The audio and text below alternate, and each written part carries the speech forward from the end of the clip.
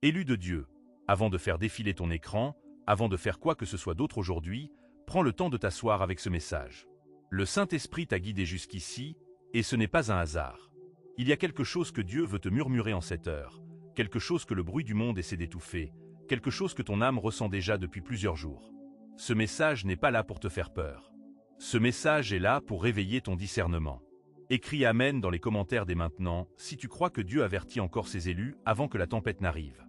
Respire un grand coup. Echoed attentivement. Dans les heures et les jours qui viennent, Dieu t'appelle à entrer dans un silence plus profond. Il t'appelle à te retirer du bruit, à adoucir ta voix, à ralentir tes pas et à te tenir plus près de lui que tu ne l'as jamais été. C'est une saison délicate, bien-aimée. Le ciel est en mouvement. L'atmosphère est en train de changer. Et les élus sont mis à part, non pas par punition, mais pour un dessein précis. Tu es caché, comme David dans la grotte, comme Élie près du torrent, comme Marie dans le silence de Nazareth. Tu es recouvert, et tu ne dois pas résister à cette couverture. Tu le ressens, n'est-ce pas? Une lourdeur dans l'air. Une fatigue que le sommeil n'arrive pas à effacer. Une envie de rester à la maison alors qu'avant tu voulais sortir. Un silence étrange à l'intérieur de toi alors qu'avant tu étais expansif. Une réticence à répondre à certains messages. Un malaise dans des endroits où tu te sentais autrefois le bienvenu. Tu n'imagines pas ces choses, élu de Dieu. L'âme reconnaît ce que les yeux n'ont pas encore vu. L'Esprit de Dieu en toi perçoit quelque chose dans l'atmosphère, et il te tire doucement vers l'arrière, vers un lieu caché, là où il peut te parler sans aucune concurrence. Vous êtes nombreux à demander à Dieu pourquoi vous vous sentez si éloigné de personnes dont vous étiez autrefois si proches. Pourquoi vos endroits préférés vous semblent soudain vides. Pourquoi des conversations qui vous enthousiasmaient autrefois ressemblent maintenant à du bruit. Pourquoi votre esprit s'attriste de choses que vous célébriez autrefois. Bien-aimé, c'est de la croissance. C'est le travail du Saint-Esprit qui affine tes sens. Tu ne deviens pas asocial. Tu deviens spirituellement précis. Écris 1111 dans les commentaires si tu fais confiance à Dieu pour continuer à affiner ton discernement. La vérité, élu de Dieu, c'est que tu n'es plus la même personne qu'il y a un an. Tu n'es plus la même personne qu'il y a 6 mois. Tu as traversé le feu sans même t'en rendre compte pleinement. Tu as prononcé des prières qui ont fait trembler l'air de ta chambre. Tu as versé des larmes qui ont arrosé des graines que tu ne peux pas encore voir. Tu as pardonné des choses que la plupart des gens porteraient toute leur vie. Et parce que tu as grandi, Dieu ne peut plus te laisser rester dans des endroits qui te convenaient autrefois. Ce qui semblait confortable peut maintenant te peser. Ce qui ressemblait à un chez-toi peut maintenant ressembler à un costume qui devient trop petit pour toi. N'aie pas peur de cela. C'est le signe de la maturité. C'est le signe d'une onction qui grandit sur ta vie. Maintenant écoute attentivement, car c'est le cœur du message. En cette saison, Dieu t'avertit avec douceur d'être prudent. Pas effrayé. Prudent. Il y a une différence. La peur paralyse. La prudenza aiguise. Le Seigneur te demande d'être plus attentif à l'endroit où tu vas, à qui tu laisses parler dans ta vie, à ce que tu laisses entrer dans tes oreilles, à ce que tu laisses tes yeux consommer, et à quel esprit se trouve derrière les personnes que tu fréquentes. Proverbe 4h23 te dit de garder ton cœur avec toute diligence, car de lui jaillissent les sources de la vie. Cette garde n'est pas optionnelle en cette saison. Cette garde est ta mission. Voici la première couche de ce que l'Esprit te montre. Certaines portes qui paraissent ouvertes ne sont pas ouvertes par Dieu. Certaines invitations qui ressemblent à des bénédictions sont en réalité des épreuves. Certaines opportunités sont habillées de lumière mais portent un poids qui enterrera ta paix. Les élus sont invités à ralentir avant de dire oui. Avant de signer quoi que ce soit, avant de t'engager dans quoi que ce soit, avant d'entrer dans quoi que ce soit de nouveau, assieds-toi d'abord avec Dieu. Attends que ta paix dise oui, pas seulement ton enthousiasme. Voici la deuxième couche. Certaines conversations ne sont pas les tiennes à avoir en ce moment. L'ennemi se sert de petits désaccords pour vider de grandes onctions. Il se sert de disputes mesquines pour détourner ton attention de la chambre de prière. Il chuchote l'offense dans des cœurs qui n'étaient jamais offensés auparavant. Bien-aimé, ne mords pas à l'hameçon. Le silence est une arme en cette heure. S'éloigner est de la sagesse. Tu n'as pas à gagner chaque discussion.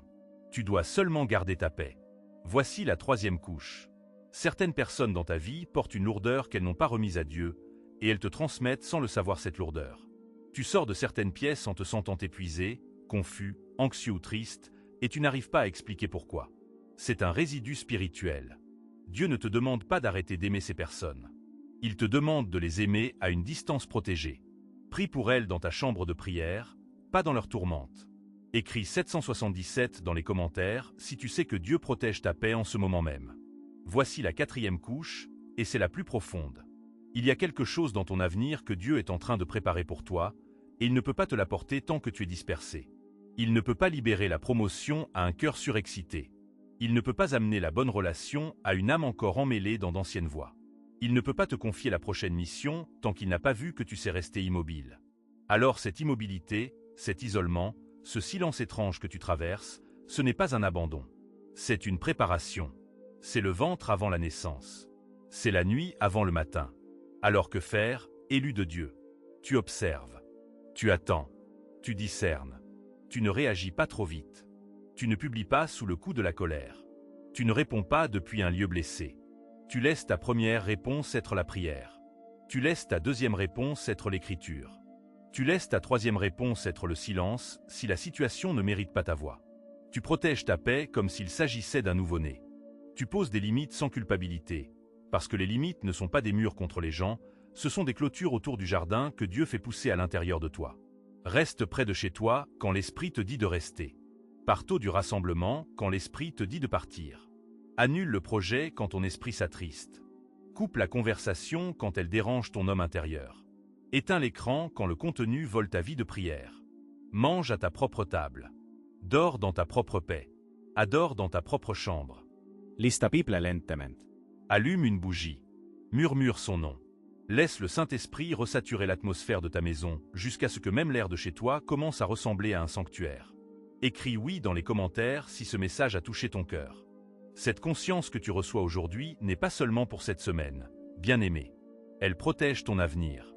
Le discernement que Dieu aiguise en toi en ce moment va te sauver de connexions que tu ne peux pas encore voir. L'hésitation que tu ressens va t'épargner des contrats qui paraissent en or, mais qui portent des chaînes. La paix que tu protèges va être le sol dans lequel le prochain chapitre de ta vie sera planté. Alors ne pleure pas ce que tu laisses derrière toi. Ne pleure pas les amitiés qui s'estompent, les invitations qui ont cessé, les pièces devenues silencieuses autour de toi. Ce n'est pas une perte, élue de Dieu. C'est une transition. Dieu ne soustrait pas de ta vie. Il la filtre.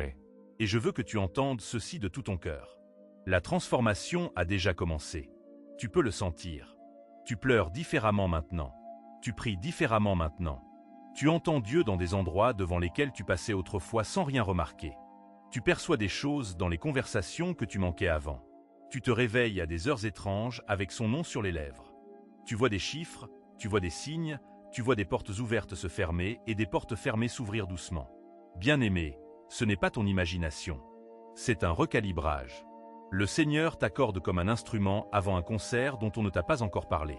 Reviens avec moi au cœur de cet avertissement, parce que je ne veux pas que tu passes à côté. Dans les prochains jours et dans toute cette saison, reste couvert. Reste couvert dans la prière. Reste couvert dans l'adoration. Reste couvert dans la parole. Reste couvert par des gens qui portent réellement l'Esprit de Dieu et pas seulement le langage de Dieu. Resserre ton cercle. Garde ton téléphone à distance. Plonge ton cœur plus profondément. Et laisse Dieu faire ce que lui seul peut faire dans les lieux silencieux de ta vie. Le psaume 91 te dit que celui qui demeure dans le lieu secret du Très-Haut reposera à l'ombre du Tout-Puissant. Ce lieu secret n'est pas un bâtiment. Ce lieu secret est la posture d'un cœur qui a choisi Dieu avant de choisir quoi que ce soit d'autre. C'est là que tu es appelé en ce moment. À demeurer. Pas à visiter. À demeurer. À vivre dans la présence de Dieu comme si c'était ton adresse postale. À faire de la prière ta langue maternelle et de l'adoration ton son par défaut. Depuis ce lieu, aucune arme forgée contre toi ne prospérera. Depuis ce lieu, tout plan de l'ennemi se défait avant même de pouvoir prendre forme.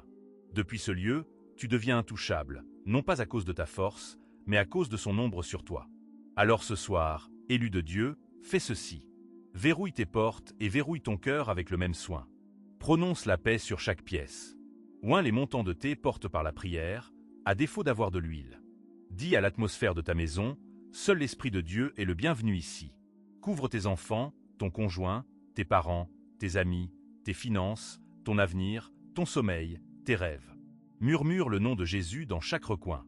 Et ensuite repose-toi, parce que le même Dieu qui a dit à Noé d'entrer dans l'arche, le même Dieu qui a dit à Lot de quitter la ville, le même Dieu qui a dit à Joseph de fuir en Égypte, est le Dieu qui te murmure en ce moment même de rester proche, de rester couvert et de rester immobile. Écris « Je fais confiance à Dieu » si tu reçois ce message. Abonne-toi à cette chaîne, parce que d'autres messages arrivent, et l'Esprit les libère dans un ordre précis. Partage cette vidéo avec quelqu'un dont le nom vient de te traverser l'esprit, parce que ce nom est venu pour une raison. N'y réfléchis pas trop. Envóyela. Et au moment où tu fermes cette vidéo, écoute cette parole finale sur ta vie. Tu n'es pas seul. Tu n'es pas oublié. Tu n'es pas en retard. Tu es caché, exprès, par un Père qui protège son investissement en toi. Ce qui arrive pour ta vie est plus grand que tout ce que tu as laissé derrière toi. Ce qui se construit dans ton silence est plus grand que ce qui se construisait dans ton agitation. Le prochain chapitre est déjà en train d'être écrit dans le ciel, et ton nom est sur la première ligne. Reste proche, élu de Dieu. Reste couvert. Reste à l'écoute. Reste obéissant aux petits murmures. Parce que le même Dieu qui t'a averti ce soir est le même Dieu qui s'apprête à te bénir d'une manière qui réduira au silence toutes les questions que tu t'es jamais posées. Amen et Amen.